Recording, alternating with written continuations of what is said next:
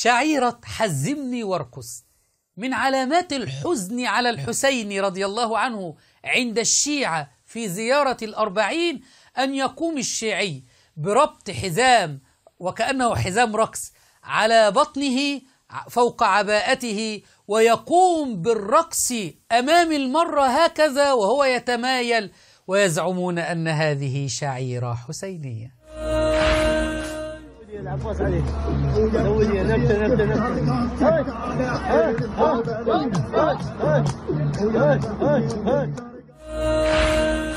يزعمون أن هذا من الدين، ولئن سألتهم ليقولن إنما كنا نخوض ونلعب. شعائر حسينية أم وساوس شيطانية؟